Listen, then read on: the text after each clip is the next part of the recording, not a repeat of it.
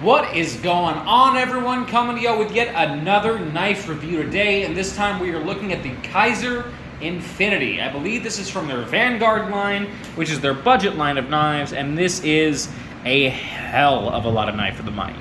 If you don't have time to watch the entire video, I'm just going to go ahead and say this right now. If you're looking at a Kizer Infinity and you want one, go out and buy one.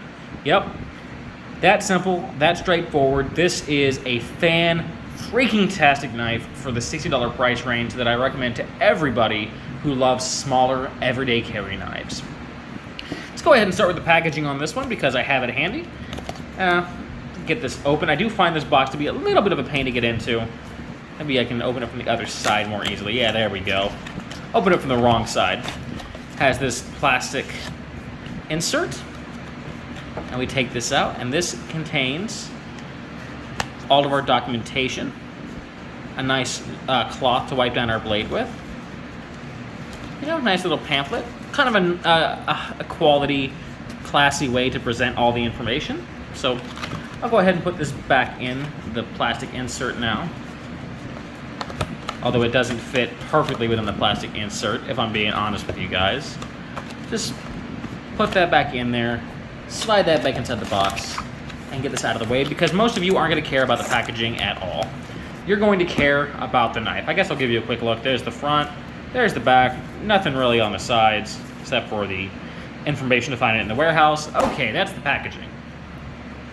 None of you care. Let's talk about what you do care about, which is this fantastic knife, starting with a fantastic blade. We're looking at a 2.9-inch Celtic leaf-shaped blade made out of Boulder N690 steel. For $60, N690 is one hell of a steel to get. If you don't know, it performs above that of a high-quality 440C. It performs on par or better than VG10. It performs slightly less than 154cm or ATS 34. That is to say, it's going to have good edge holding capabilities, great rust resistance, and it will be a dream to sharpen. This thing takes no effort to touch up. I haven't even had to sharpen mine. I've used it. I just touched on a honing steel, and that brought the edge back to hair shaving razor sharp within seconds every time. In fact, I did a comparison where I took this Kizer Infinity against this Civivi Elementum in Damascus and this Sencut Scepter in 9CR18 MOV, and I put them each through 150 pieces of cardboard, and I showed a short video of what the edges looked like afterwards and how easily they touched up after only 30 seconds of honing. And the Kizer Infinity actually performed in the middle. It performed better than the Sencut Scepter, but shockingly a little bit below the Civivi Elementum in Damascus, which caught me off guard because it had an edge afterwards. It was still a very serviceable edge, but the Civivi had a slightly better edge. Now, that isn't to say that the N690 Kizer uses is crap. It's to say the Damascus that Civivi uses is very impressive, because this still did extremely well considering the amount of abuse that 150 pieces of cardboard, and it's not that thin cardboard either, are going to do to your edge. Blade is coated in a titanium nitride, and this is an interesting point where I have to mention the different versions of the knife. So I have the black Micarta version, which has a back flipper and a black tie-dye blade. There's also a red Micarta handled version with a front flipper and a satin blade, and a black and white G10 handled version with a front flipper and a satin blade. I went with this version because I personally hate front flippers, but you can go with any version you prefer. It all comes down to personal preference. I just happen to like back flippers a hell of a lot more than front flippers. But the blade length, like I said, 2.9 inches long, full flat ground, N690 steel. This thing breezed through cardboard like it was no one's business. It had excellent cutting performance, and it made very short work of everything I've put it through since I've had it, and that tie-dye has held up remarkably well considering the amount of stuff I've cut with this. Usually titanium nitride coatings tend to fade and wear more than this, but whatever Kizer's doing seems to be above everyone else on the market, at least everyone else that I've used, in terms of how tough the coating itself is. The deployment on this is the best of any knife I've ever owned, period. It comes out lightning quick, locks up very solidly, no play side to side, no play up and down, and it has the smoothest deployment of any knife I've ever used. Look how drop shut this thing is.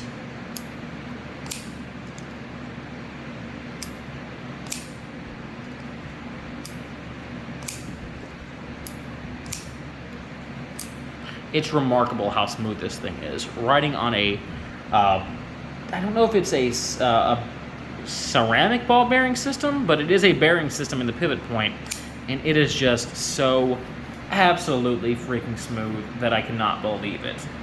Such a great deployment on this knife.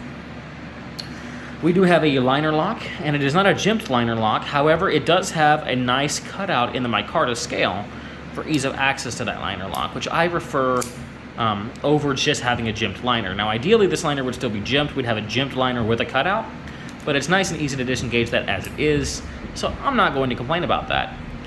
Again, handle on mine is black micarta, and it has a moderate grippiness to it. Nothing crazy, not as grippy as the Sencut's micarta, but certainly decently grippy enough. And it is comfortable in hand. Very ergonomic knife, with one exception, and it's the same exception I had with both the Civivi and the Sencut, and that is this loop over clip, despite being recessed into the handle, does cause a hot spot from this section here when we're bearing down on the knife, because it just kind of catches and digs in to the palm of our hand a little bit. So, same knock against it on the pocket clip I had to give against both of its primary competitors. That said, not a huge issue, and a lot of folks love deep carry loop over clips. I do not personally, but I'll show you how it rides in the pocket. Practically disappears, a little bit of knife exposed. I'd like to see a little bit more personally, but I get that that is not something everyone enjoys. One knock against this design, however, is the lack of a lanyard hole. I feel like if you're going to have a deep carry clip, you should offer a lanyard hole for people like me, and I'm not the only one, who want a different way to extract a knife, or an easier way to extract the knife than reaching into our pocket to pull the knife out. So a bit of a knock against the design there. One thing that's pretty cool about this overall design is it does kind of resemble the infinity symbol with the leaf blade and the kind of organic design of the handle there, which makes sense. It's called the infinity for a reason, and it kind of has the infinity hourglass type design. So I do like seeing that. I think it is a neat touch. Moving on to the weight, we have an impressive 3-ounce weight on this. It is the heaviest of the 3 knives that I'm reviewing today. If you don't know, I tend to record my videos all at once, schedule them for upload, so this is recorded the same day as my Civivi Elementum review and my Sencut Scepter review. That said, 3 ounces is definitely not a heavy knife, and I don't mind it in a pocket whatsoever.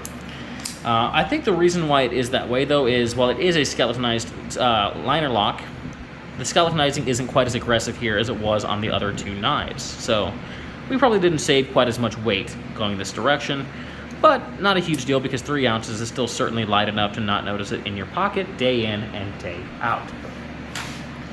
Price point on this knife is $60, and for $60, I'd buy it. For $60, I'd buy another one. I'd honestly buy 2 or 3 more of these. I might get the red one and the black and white one just to have them, because I love the knife that much. It is such a great blade for the money. I have very, very little negative to say about it. And now I'm gonna go ahead and show you guys some other options on the market for your hard-earned money.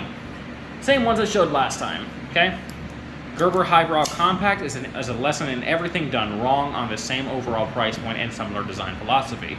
7CR17 MOV steel, axis type lock, which does not lock up securely. There is movement up and down in the pivot point there.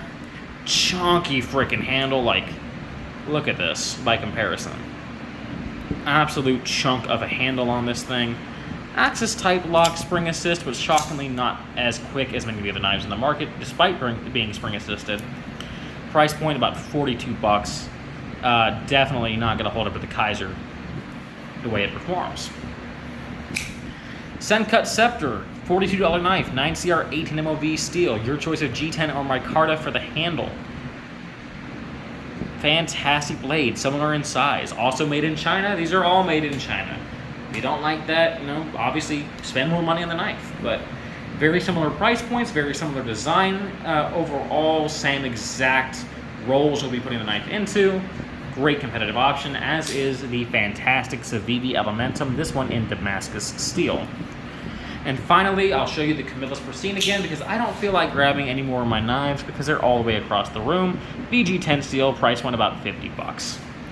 So if you're looking for a high quality, high value, everyday carry knife that is lightweight and compact, it is very hard to go wrong with the Kizer Infinity. It is a lot of knife for not that much money.